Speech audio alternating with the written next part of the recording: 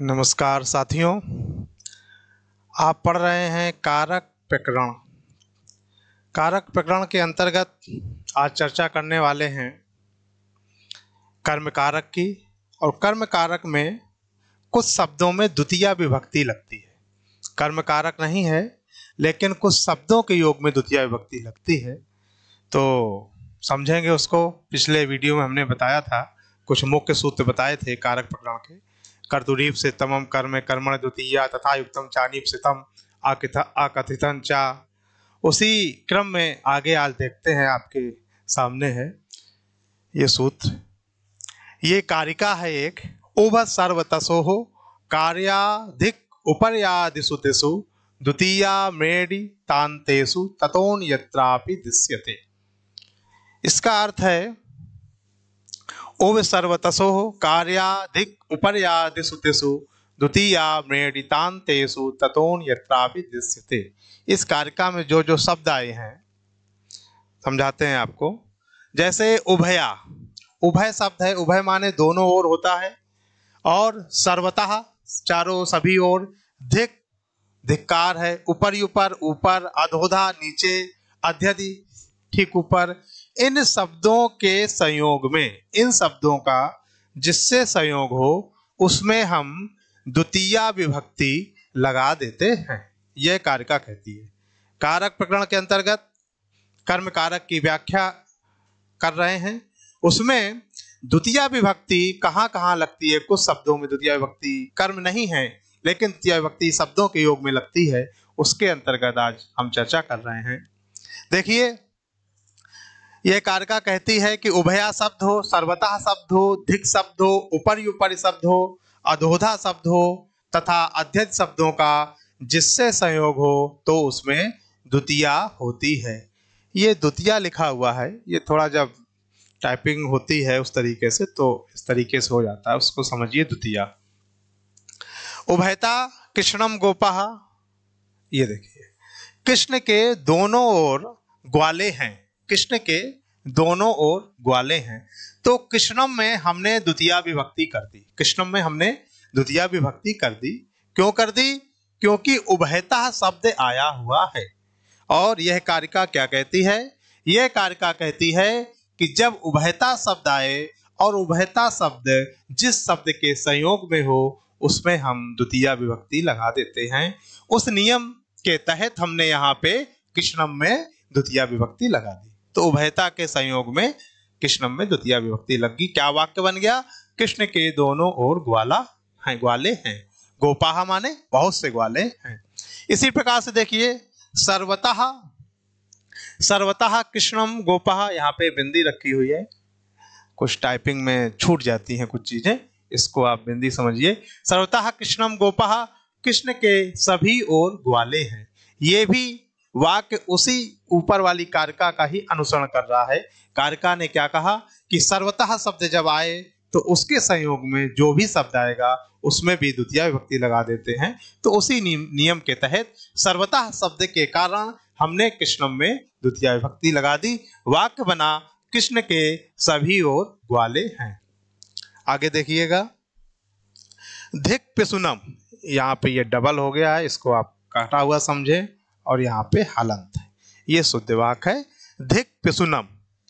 पिसुनम माने क्या होता है? चुगलखोर। तो कहते हैं चुगलखोरों को, चुगलखोर को धिक्कार है। यहाँ पे धा है, इसको आप धा समझिए। धिक्कार है, चुगलखोर को धिक्कार है। तो ऊपर जो कारिका लिखी है उसी नियम के तहत उसमें लिखा गया है धिक शब्द के योग में भी धिक शब्द जिस शब्द के संयोग में आएगा उसमें हम द्वितीया विभक्ति लगाएंगे। तो यहाँ पर भी हुआ धिक पिसुनम, चुगलखोर को धिक्कार है। आगे है धिक त्वाम पापिनम। वही शब्द है, धिक त्वाम पापिनम, तुझ पापी को धिक्कार है। तो यहाँ धिक शब्द आया है, इसलिए युष्मत शब्द का जो द्वितीया विभक्ति बना है त्वाम।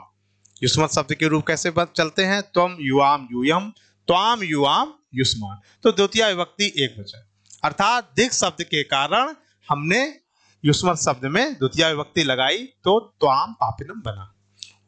तुझ पापी को धिक्कार है। ऊपर यूपर लोकम हरि, ऊपर यूपर लोकम हरि। हरि लोक के ठीक ऊपर है। तो ये शब्द भी आया है ऊपर ऊपर। इस कारिका में कहा गया है यदि ऊपर ऊपर शब्द आता है तो उसके संयोग में, संयोग का मतलब होता है उसके साथ जो भी वाक्य होगा उसमें हम द्वितीय विभक्ति लगा देंगे। तो ऊपर ऊपर के साथ लोक शब्द है तो लोक में हमने क्यों द्वितीय लगाई? इसी कारिका के कारण। ऊपर ऊपर लोकम हरि, हरि लोक के ठीक ऊपर है। अधोधा लोकम पातालः, पाताल लोक के ठीक नीचे है। अधोधा शब्द आ गया, कारिका में अधोधा शब्द भी आया है। ये देखिए उपसर्गतसो कार्याधिक ऊपर ऊपरी, और उसमें अधोधा भी आ जाता है ना। तो अधोधा मतलब आमेडित का मतलब होता है दो शब्द जो बार बार आ जाए। अधोधा, अधाया फिर अधाया, आमेडित द्विरुक्ति। तो यहाँ द्विरुक्ति एक तरीके से हुई है। अधोधा में, अध्यधि में, यहाँ पे ये धा है, इसको आप धा समझिए। ये हम लोग जो टाइपिंग करते हैं और टाइपिंग के अल्पज्ञ हैं तो हम लोगों से ये चीजें होती हैं, है ना, लेकिन उसको हम बताते जाएंगे कहाँ पर क्या है। तो ये चीज हुई धिक, हाँ कहाँ पे थे? अधोधा, और यहाँ अध्यधि, ठीक है ना। तो ये चीज धिक त्वाम पापिनम, तुझ पापी को धिक्कार है। ऊपर ऊपरी लोकम हरि, हरि लोक के ठीक ऊपर है, यानी हरि लोक के ठीक ऊपर है। तो ऊपर ऊपर शब्द के कारण लोकम में हमने द्वितीय विभक्ति लगाई है। किस नियम के अंतर्गत? इसी कारिका के नियम के कारण। अधोधा लोकम पाताल लोक के ठीक नीचे है। तो जो अधोधा शब्द आया है ये अधोधा शब्द है, यहाँ पे संधि कारण अधोधा, अधोधा, अधोधो, यहाँ पे विसर्ग होना चाहिए। ये भी प्रिंट टाइपिंग में हुआ होगा। अधोधा लोकम पाताला, पाताल लोक के ठीक नीचे है। नवान मेघान अधोधा, नए बादलों के ठीक नीचे। यहाँ पे अधोधा शब्द आया है, अधोधा के सहयोग में मेघ शब्द आया है, इसलिए मेघ में हमने द्वितीय विभक्ति लगा दी। अध्यधि लोकम, संसार के ठीक ऊपर। लोकम माने संसार, अध्यधि शब्द आया है इसलिए लोकम में हमने द्वितीय विभक्ति लगा दी। बहुत ही सरल कारिका है, हमें नहीं लगता इसमें कुछ दिक्कत हो रही होगी आपको। हाँ, बस एक चीज ध्यान रखना है, जैसे जो लोग सीधे हिंदी से अनुवाद करते हैं वो यहाँ मात खा जाएंगे। लोक के ऊपर अब वो षष्ठी लगा देंगे, कार आए, वो नियम इसीलिए हमने पहले दिन बताया था जब पढ़ाना शुरू किया था कारक प्रकरण, कि हिंदी के उस सामान्य नियम हर जगह वो यहाँ पे नहीं लगेंगे, है ना। जब आप डीपली अध्ययन करेंगे, अब तो उस तरीके से देखा जाए तो सब में का निकल रहा है। अगर ये कारका का ज्ञान ना हो तो षष्ठी विभक्ति लगा देंगे तो गलत हो जाएगा वाक्य। इसलिए ये नियम कहता है, नियम को दृष्टिगत रखते हुए हमें द्वितीय विभक्ति लगानी पड़ेगी। वही यहाँ पे जो इस पुस्तक के लेखक हैं बाबूराम सक्सेना जी, वही चीज समझा रहे हैं कि इस चीज को ध्यान रखना है। ऊपर के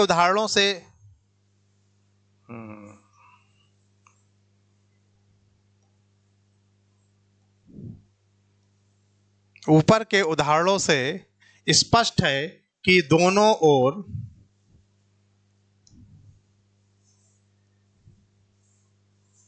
ऊपर के उदाहरणों से स्पष्ट है।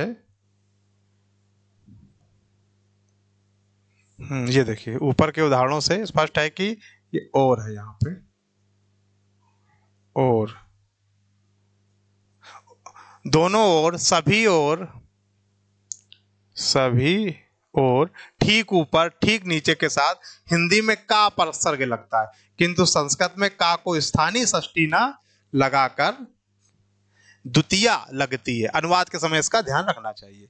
वही चीज बाबूराम सक्सेना भी यहाँ बता रहे हैं अपने पाठकों को कि अगर वैसे सामान्यता हिंदी से के तरीके अनुवाद करेंगे तो का निकलेगा, लेकिन हमें का समझ के षष्ठी विभक्ति मत समझ लेना, यहाँ वो चीज नहीं समझना है। हमें क्या समझना है कि ये कारिका जो अभी बताई थी हमने, उप सर्वतसा कार्याधिक उपर्यादिषु तिषु द्वितीयामेड तांतेषु ततोन्यत्रापि तिष्यते के माध्यम से हमें द्वितीय विभक्ति इन जगह सारी जगह लगानी है।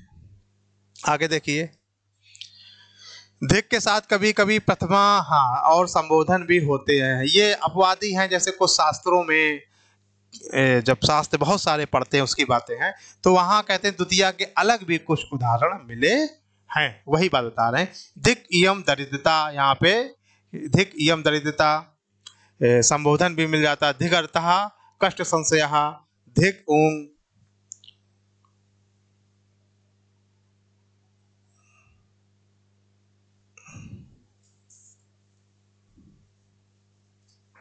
यहाँ पे ये चीज होगी, देखो ऊपर यथसा सामीप्य, ये सूत्र कहता है अर्थात सामीप्य के अर्थ में ऊपर अधि तथा अधा,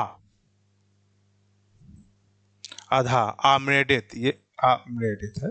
आम्रेडित माने दुर्व्यक्ति, दो चीज दो दो बार कोई, जैसे अधा अधा, अध्यधि, अधोधा, ऐसे शब्दों की बात कर रहा है, द्विरूक्ति इनको कहते हैं, होते हैं। परंतु यदि सामीप के अर्थ ना हो तो षष्ठी होगी। कहते हैं इनका अर्थ अगर जो द्विरूक्ति शब्द आ रहे अधोधा अध्यधि, ये सामीप अर्थ ना हो तो फिर यहाँ पे षष्ठी हो जाएगी। जैसे ऊपरी ऊपरी सर्वेशाम आदित्य एवं तेजसा, ये एक महाभारत से उदाहरण दिया है।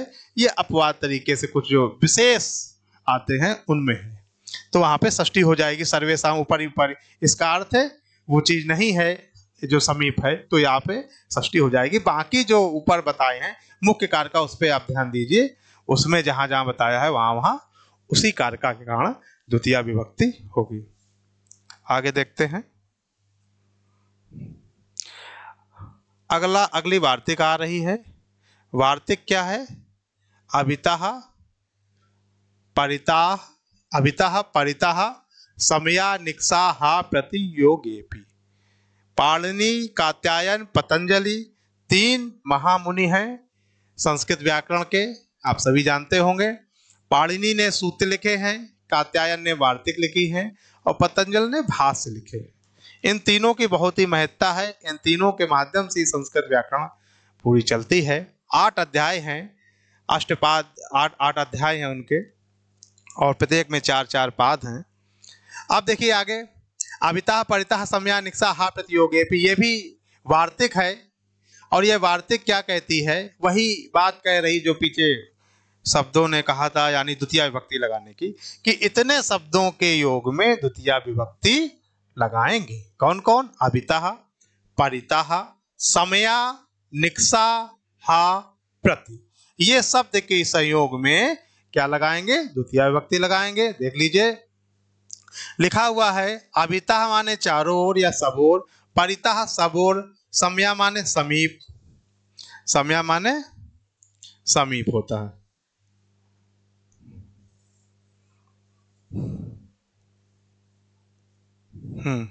समया माने समीप, निक्सा माने भी समीप, हा प्रति, प्रति माने और तरफ। शब्द जिस शब्द के संबंध में प्रयुक्त हो उसमें द्वितीया होती है। उदाहरण देख लीजिए, परिजनः राजानम अभितः तस्थौ, परिजनः माने नौकर, राजानम अभितः माने राजा के चारों ओर, तस्थौ माने खड़े थे।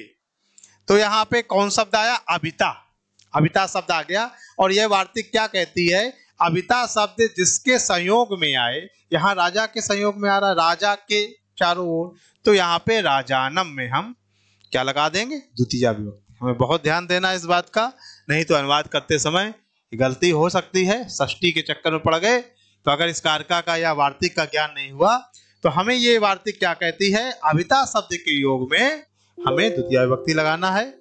तो ये उदाहरण देख लीजिए, बाबूराम सक्सेना द्वारा दिया गया है, तो इसमें इस तरीके से हो गया। आगे देखते हैं, रक्षांश देवी, हाँ यहाँ पे वेदीम है, रक्षांश ये उल्टा हो गया है, वेदीम का देवीम हो गया है। रक्षांश वेदीम परितो निरास्थत, निरास्थत, राक्षसों को वेदी के चारों ओर से निकाल दिया। पहले यज्ञ वगैरह होते थे और यज्ञ को भंग करने के लिए राक्षस आ जाते थे, है ना। तो उदाहरण तो पुराने हैं, तो वही कोई राजा के सैनिक या मान लो कोई रक्षक है, उस वेदी को, राक्षसों को दूर कर दिया, उसी की बात हो रही है। राक्षसों को वेदी के चारों ओर से निकाल दिया। तो रक्षांश वेदीम परितो निरास्थत, यहाँ पे परितः शब्द आया है। परितः, परितः शब्द के कारण वेदी में द्वितीय विभक्ति हो जाती है। किसके कारण? परितः का। अभितः परितः। आगे देखिए, ग्रामम समया निक्सावा, गांव के समीप, समया माने भी समीप है और निक्सा माने भी समीप है, और दोनों शब्दों के योग में द्वितीय विभक्ति का प्रयोग हो रहा है। आगे देखिए, हा सठम, हा सठम, हा के योग में भी द्वितीय विभक्ति का प्रयोग हो रहा है। इसी वार्तिक के कारण, जो कात्यायन जी की वार्तिक, अभिता परिता समया निक्साहा प्रति योगे योगे भी। है ना। मातु हृदयम कन्याम प्रति स्निग्धम भवति, माता का हृदय कन्या की ओर कोमल होता है। मातु षष्ठी विभक्ति लगी, मातु हृदयम किसके प्रति, कन्या के प्रति। तो यहाँ पे क्या होगा, कन्याम प्रति, प्रति शब्द आया है किसके संयोग में, कन्या के प्रति। तो कन्याम प्रति स्निग्धम भवति, कन्या के प्रति क्या होता है, स्निग्ध होता है, कोमल होता है। वहां भी देखिए आपको सचेत कर रहे हैं बाबूराम सक्सेना जी, बिल्कुल सचेत कर रहे हैं। क्या सचेत कर रहे हैं कि यहाँ भी हिंदी और संस्कृत दोनों के प्रयोगों में विभिन्नता होती है। हिंदी, जो हिंदी वाले अभ्यर्थी हैं वो ये ना समझ लें कि का लगा है तो हर जगह षष्ठी हो गई। यहाँ भी का तो अनुवाद करने में आएगा, लेकिन बाबूराम सक्सेना स्वयं लिख रहे हैं कि यहाँ भी हिंदी और संस्कृत दोनों के प्रयोगों में विभिन्नता है। प्रत के साथ हिंदी में षष्ठी लगती है, प्रत के साथ क्या लगेगी, षष्ठी। लेकिन आप जब संस्कृत की बात करेंगे तो वहां पे द्वितीया लगेगी। इसी प्रकार अविता, परिता, समया, निकषा के साथ भी होता है, ये चीज है। आगे देखते हैं।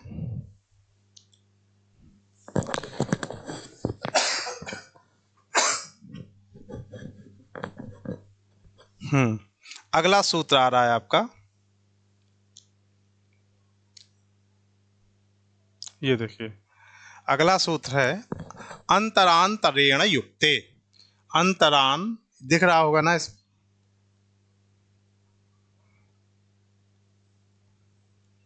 हाँ अब ज्यादा अच्छा दिख रहा होगा। अंतरांतरेण युक्ते, सूत्र क्या है अगला, अंतरांतरेण युक्ते। ये भी द्वितीया का ही सूत्र है, ये भी शब्द है। शब्द बता रहे हैं कि इतने इतने शब्दों के योग में अगर आपको विभक्ति लगानी है तो कौन सी लगेगी।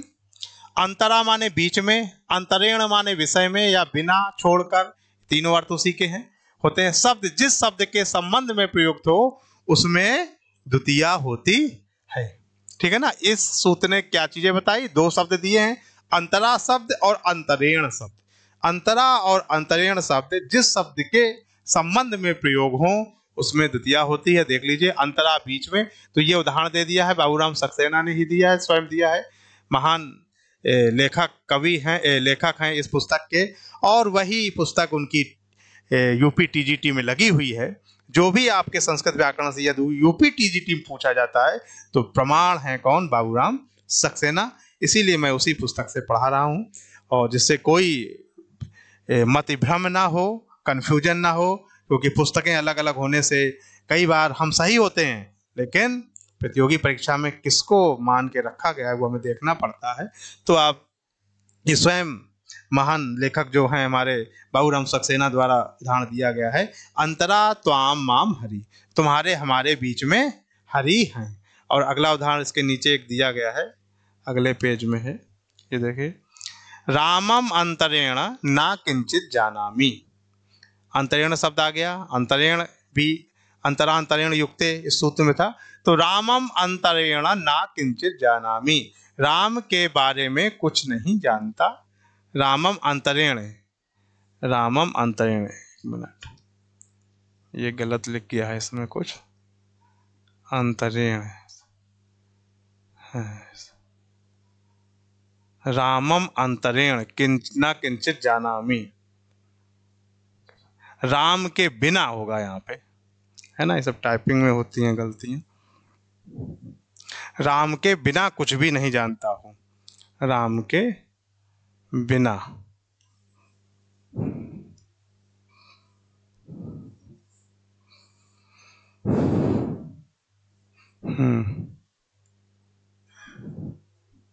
राम के, मैं कुछ भी नहीं जानता हूँ।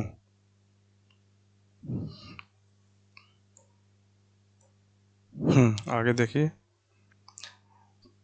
हाँ यहाँ पे क्या लिखा है, त्वाम अंतरेण कोन्य प्रति समर्था। हाँ ये क्या लिख गया है, ये देखिए यहाँ पे सा नहीं है, सा हटा देंगे हम, ये सा गलत है। त्वाम अंतरेण कोन्य प्रति कर्तुम समर्था, तुम्हारे बिना दूसरा कौन बदला लेने में समर्थ है, तो यहाँ अंतरेण शब्द आया है, इसलिए अंतरेण के योग में द्वितीय विभक्ति लगी है। यहाँ भी वही चीज बता रहे हैं कि यहाँ भी हिंदी में षष्ठी होती है और संस्कृत में द्वितीय। हा के साथ कभी कभी संबोधन भी होता है, जैसे हा भगवती अरुंधति, ये कभी कभी उदाहरण दिए गए, शास्त्रों से दे दिए गए, कभी कभी कुछ अपवाद टाइप के होते हैं, उनमें हो जाता है। आगे देखते हैं। हाँ, अगला सूत्र क्या है? अगला सूत्र है आपका कालाध्वनोर अत्यंत संयोगे। ये देख लीजिए, कालाध्वनोर अत्यंत संयोगे, ये भी द्वितीय ही विभक्ति करने वाला सूत्र है। यह सूत्र क्या कहता है, समझते हैं इसको बहुत अच्छे से। इसमें दो तीन बातें विशेष हैं। कालवाची शब्द हो, काल माने समयवाची शब्द, अध्वन माने मार्गवाची शब्द हो, और अत्यंत संयोगे, अत्यंत संयोगे शब्द भी लिखा है। यही यहाँ पे एक बहुत ही समझने वाला शब्द है कि जब कालवाची शब्द हो और मार्गवाची शब्द हो और संयोग हो उनमें, मतलब दोनों का संयोग नहीं, मार्ग है तो लगातार मार्ग हो, समय है तो कोई काल लगातार हो, तब उसमें हम द्वितीय विभक्ति, इसको समझते हैं और अच्छी तरह से। जब कोई क्रिया लगातार कुछ समय तक होती रहे, जब कोई क्रिया लगातार कुछ समय तक होती रहे, या कोई वस्तु कुछ दूरी तक लगातार हो, तो समय और मार्गवाचक शब्द में द्वितीय होती है। ठीक है ना, इसकी दो शर्तें हैं। कालवाची शब्द में तो होगी द्वितीय, लेकिन समय ऐसा होना चाहिए, अगर कोई पढ़ रहा है तो लगातार पढ़ रहा है, जा रहा है तो लगातार मार्ग, मतलब मार्ग सीधा है, रास्ता है, लगातार है, तब वहां पे द्वितीय विभक्ति होगी। देखिए उदाहरण से अब समझ में आ जाएगा। चत्वारि वर्षाणि वेदम अधि जगे, चत्वारि वर्षाणि वेदम अधि जगे, 4 वर्ष तक वेद पढ़ता रहा, 4 वर्ष तक वेद पढ़ता रहा। तो चत्वारि वर्षाणि वेदम अधि, ना नहीं है यहाँ पे, चत्वारि वर्षाणि वेदम अधि जगे, 4 वर्ष तक वेद पढ़ता रहा। तो यहाँ पे चत्वारि वर्षाणि कैसा शब्द है? कालवाची शब्द है। इस सूत्र ने कहा ना कि कालवाची शब्द में हम द्वितीय विभक्ति करेंगे, तो चत्वारि वर्षाणि कालवाची समय है। और दूसरी शर्त इस सूत्र की क्या थी कि वह काल लगातार हो, तो लगातार 4 वर्ष तक वेद पढ़ता रहा, तो ये इसमें कंटिन्यूटी है, लगातार 4 वर्ष तक पढ़ा, ये नहीं कि 1 वर्ष पढ़ा फिर 2 साल गैप हुआ, लगातार 4 वर्ष तक वेद पढ़ा। इसलिए ये इसमें जो ऊपर सूत्र है उसकी शर्तें पूरी करता है, तो इसलिए हमने चत्वारि वर्षाणि में जो है नियम, इस नियम से कालाध्वनोर अत्यंत संयोगे सूत्र से द्वितीय विभक्ति हो जाएगी, चत्वारि वर्षाणि वेदम अधि जगे। ठीक है ना, यह इसका पहला उदाहरण हुआ कालवाची शब्द में, और वह कालवाची निरंतरतावाची हो, लगातार काम हो कोई, तो उसमें हम द्वितीय विभक्ति लगा देते हैं। आगे देखिए, सहस्त्रम वर्षाणि राक्षसः तपस्तप्तवान, राक्षस कोई था वो 1000 वर्ष तक लगातार तप करता। हाँ, पहले तो होते ही थे, लंबी आयु होती थी और लंबी तपस्या चलती थी। कोई तपस्या करने बैठ गया तो 1000 बाद उठ रहा है, किसी की समाधि लग गई तो 2000 साल बाद खुल रही है, पुराण युगों की बातें हैं। तो कोई ऐसा राक्षस था कि कुछ वर प्राप्त करने के लिए वो बैठ गया तो 1000 वर्ष तक तप किया। तो देखिए उसी का उदाहरण है, सहस्त्रम वर्षाणि राक्षसः तपस्तप्तवान, राक्षस 1000 वर्ष तक लगातार तप करता रहा। तो इसमें कालवाची शब्द क्या है? सहस्त्रम वर्षाणि, ये समयवाची शब्द है, सहस्त्रम वर्षाणि। अब राक्षसः तपस्तप्तवान, और उसका जो तप हुआ है वह लगातार हुआ है, इसलिए इसमें यह, इस सूत्र के द्वारा यह शर्त पूरी हो गई, कालवाची शब्द भी है और लगातार तप हुआ है, इसलिए इसमें जो है क्या हो गया? द्वितीय विभक्ति कर दी। क्रोशम कुटिला नदी, यहाँ पे है, यहां से देखिए क्रोशम, क्रोशम है, क्रोशम कुटिला नदी, नदी कोस भर तक टेढ़ी है। ये कौन सा आ गया शब्द? मार्गवाची शब्द, कोस भर तक, नदी कोस भर तक टेढ़ी है। यानी पहला कालवाची शब्द था, उसमें द्वितीय विभक्ति लगा दी, अध्वन माने मार्ग होता है, तो अब ये मार्गवाची शब्द है, इसमें हम द्वितीय लगाएंगे। और दूसरी शर्त उसकी क्या थी कि वह काम जो भी है, चाहे कालवाची शब्द हो या मार्गवाची, लगातार हो, तो कोस भर तक टेढ़ी है, यानी 1 कोस तक लगातार टेढ़ी ही है। तो ये दोनों शर्तें मिल गई, तो इसी कालाध्वनोर अत्यंत संयोगे सूत्र से क्रोशम शब्द में, यानी मार्गवाची शब्द में द्वितीय विभक्ति हो जाती है। सभा वैष्णव बड़ी राजन, सभा वैष्णव बड़ी राजन, राजन सतयोजन मायाता, सत है, सतयोजनम आयाता, कोई सभा जो है होगी लंबी चौड़ी। तो उसी की बात कर रहा है कि हे राजन, कुबेर की सभा जो है 100 योजन लंबी थी। सभा, कुबेर की सभा 100 योजन, यहाँ 100 आ जाएगा, 100 योजन। सभा वैष्णवी राजन सतयोजन, सतयोजनम आया था, 100 योजन लंबी थी, आया था।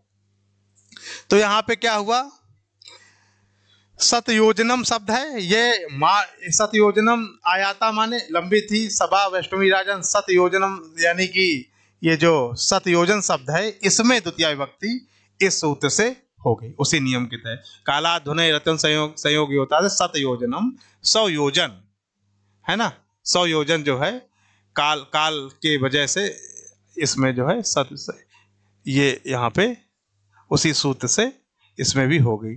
आगे देखिए, यहाँ पे तक उन्होंने दे दिया उदाहरण, एक श्लोक दिया हुआ है, 10 योजन विस्तीर्णा 63 योजनम आयाता, 63 योजनम आयाता आयता आयता।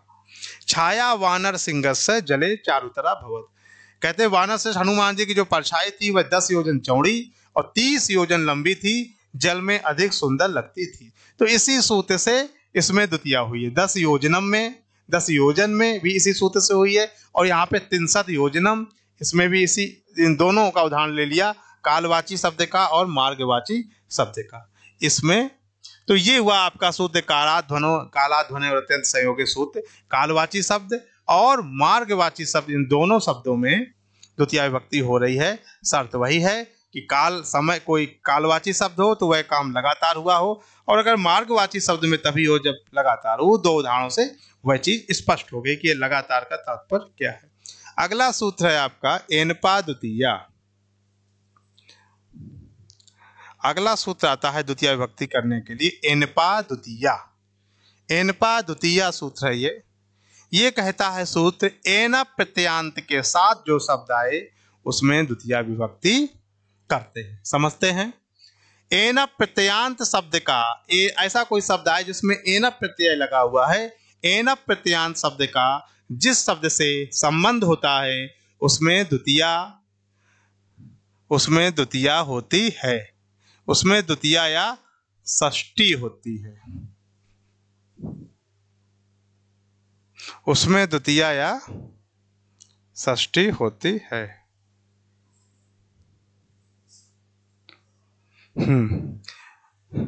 द्वितीया या, ये देखिए षष्ठी होती है। कह रहे एन प्रत्यांत शब्द का जिस शब्द से संबंध होता है उसमें क्या होगा, द्वितीया विभक्ति होगी या षष्ठी होगी, यानी दोनों हो सकती हैं, एक साथ नहीं, या तो द्वितीया लगा दो या षष्ठी लगा दो अपवाद से। जैसे ग्रामम ग्रामस्य वा दक्षिणेन, गांव के दक्षिण की ओर, तो अगर आप ग्रामम दक्षिणेन कर दें तब भी वाक्य सही है, और ग्रामस्य दक्षिणेन कर दें तब भी वाक्य सही है। जो ये दक्षिणेन लगा है इसका मतलब तृतीया विभक्ति मत समझ लीजिए, ये एन प्रत्यय लगा है, दक्षिण धन एन, तो दोनों को मिला के संधि कर दी है तो दक्षिणेन बन गया। तो ये एन प्रत्यांत होने के कारण ग्राम में ग्रामम भी हो जाएगा, ग्रामस्य भी हो जाएगा। किस सूत्र से, एनपा द्वितीया।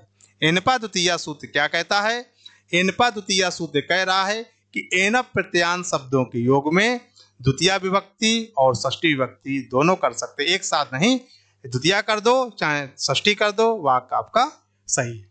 तो ग्रामम दक्षिणेन भी हो जाएगा, और ग्रामस्य, वा का मतलब होता है विकल्प, वा जैसे हिंदी में अथवा, ऐसी संस्कृत में वा लिख देते हैं सूत्रों में, वा मतलब चाहे ग्रामम दक्षिणेन कर दो चाहे ग्रामस्य दक्षिणेन कर दो, दोनों सही है। अगला उदाहरण क्या दिया है, तत्रागारम धनपति गृहान उत्तरेण अस्मदीयम, वहां पर कुबेर के महल के उत्तर मेरा घर है। मेघदूत की बात कर, मेघदूत से उदाहरण दिया गया है ये, जिस समय यक्ष मेघ को समझा रहा अपना घर कहाँ पे हमारा घर है, तो वहीं का उदाहरण ले लिया है। आगारम माने घर, यहाँ पे संधि कर दी है, आगारम तत्रागारम धनपति गृहान यानी कुबेर के उत्तरेण यानी उत्तर में, अस्मदीयम माने मेरा घर है। तो यहाँ पे इस सूत्र से किसमें हुआ है, द्वितीया किसमें हुई है, आगारम शब्द में, आगार माने घर, तो आगारम शब्द में शास्त्र से उदाहरण दिया है। मेघदूत से बाबूराम सक्सेना जी ने यह उदाहरण उठा के समझाया है कि एनपा, क्योंकि दक्षिणेन उत्तरेण में एन प्रत्यय लगा हुआ है, इसलिए आगारम में हमने द्वितीय विभक्ति लगाई है।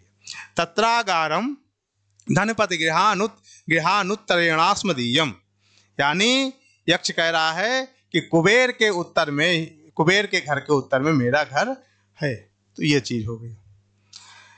यहाँ दक्षिणेन उत्तरेण इन दोनों शब्दों में एन प्रत्यय है, इन्हें तृतीयांत नहीं समझना चाहिए। वही बात कह रहे हैं कि इसको तृतीया मत समझ लेना। दक्षिणेन ऐसा लग रहा है तृतीया व्यक्ति से रामेण, रामेण है ना, तो वो चीज नहीं है। इसको आप समझिए कि यहाँ पे एन प्रत्यय लगा है, एन में एन बसता है, पाका लोप हो जाता है, उस प्रकार दक्षिण से दक्षिणेन, उत्तर से उत्तरेण बना।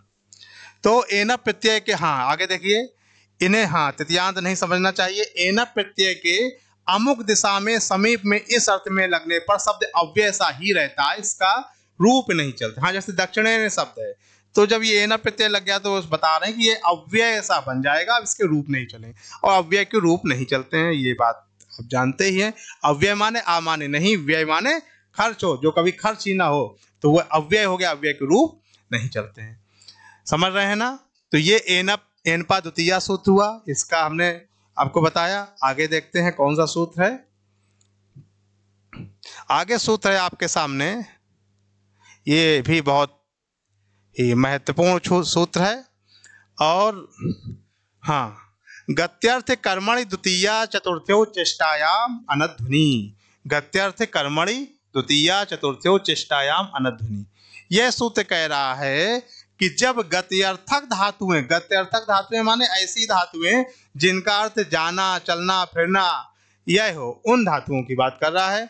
ऐसी धातुएं जिनका अर्थ जाना हो, जैसे या माने भी जाना होता है, या धातु जो होती है, गम माने भी होता है, इण माने भी होता है ना, जैसे या, गम, इण आदि, इन धातुओं के योग में क्या होगा, इन धातुओं के योग में ये और कुछ शब्द होगा, ये गलती से कुछ गलत प्रिंटिंग हो गई है। या का अर्थ भी जाना है, गम का है, और इण माने भी जाना होता है ना। इनके योग में आदि का कर्म मार्ग नहीं रहता। इसकी शर्त एक और है, इसकी शर्त क्या है कि जब इनका कर्म मार्ग ना हो और क्रिया निष्पादन में शरीर से व्यापार करना पड़ता हो।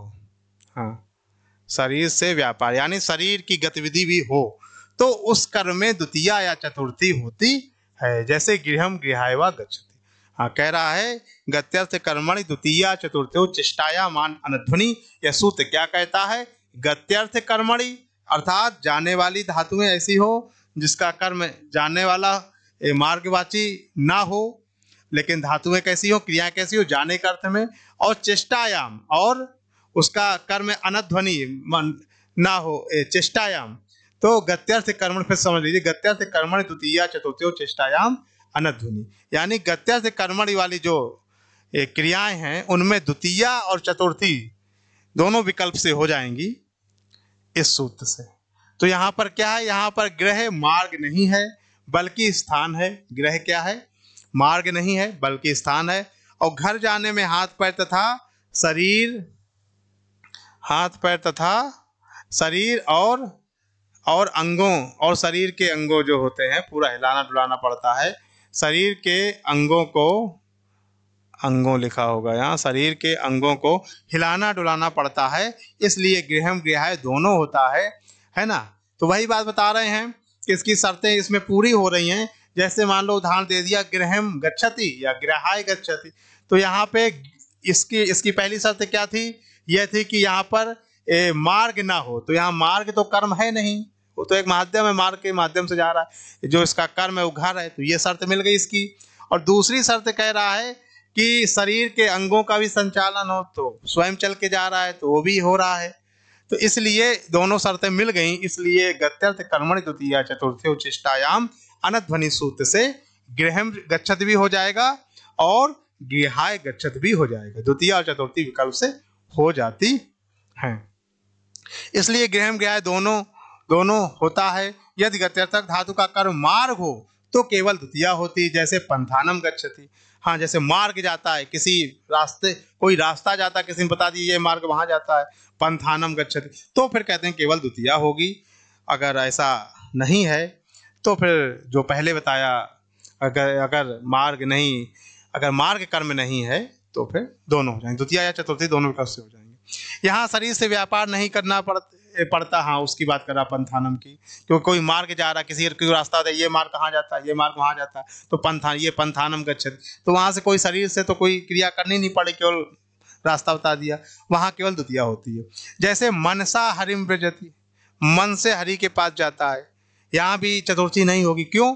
क्योंकि हरि, वो तो सही है कि मार्ग कर्म नहीं है, हरि कर्म एक शर्त है पूरी हो गई, लेकिन दूसरी शर्त नहीं पूरी हुई, मन से हरि के पास जाता है, तो इसमें हाथ पैर तो चलाने नहीं पड़ रहे हैं, कहीं भी ध्यान लगा के बैठ गए और ध्यान लगा दिया हरि के चरणों में, पहुंच गए हरि के पास। व्रजत माने जाना, मनसा हरिम व्रजति, तो यहाँ पे दूसरी शर्त उसकी पूरी नहीं हो रही कि हाथ पैर नहीं चल रहे हैं, कि शरीर के अंगों का निष्पादन नहीं हो रहा है, तो इसमें कहने केवल द्वितीया लगाएंगे।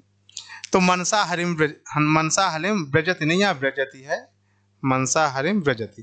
यहाँ पर हरि के पास मन के द्वारा जाता है, जिसमें जाने वाले को हाथ पैर अथवा शरीर का और कोई अंग, शरीर का और कोई अंग नहीं हिलाना डुलाना पड़ता, एवं इसमें शरीर व्यापार नहीं होता, इसलिए चतुर्थी नहीं हो सकती। ठीक है ना, साफ साफ बता दिया उसने। गत्यर्थ कर्मण द्वितीया चतुर्थी चेष्टा हमारे ध्वनि सूत्र के द्वारा कि अगर शरीर से क्रिया निष्पादन नहीं हो रही या मार्ग कोई कर्म है तो फिर केवल द्वितीया होगी, और यदि ऐसा नहीं है तो फिर दोनों हो जाएंगी। आगे देखते हैं। हाँ, ये किसी उदाहरण, किसी शास्त्र से उदाहरण लिया है। नरमति, इसी प्रकार नरपति हितकर्ता द्वेषताम याति लोके, सब में द्वितीय विभक्ति लगाई है। हाँ, नरपति हितकर्ता द्वेषताम याति लोके तदाननम में सुरभि चितीश्वरो रहस्य उपाग्रहाय ना तृप्तिम आयु। वही उदाहरण दिया हुआ है किसी शास्त्र उठा करके। हाँ, अगला सूत्र है, हाँ यही सूत्र बता के, हाँ ये सूत्र और समझ लीजिए, इस सूत्र को बताकर ही हम अपनी बात को विराम देंगे। दूरांतिकार्थेभ्यो द्वितीया च।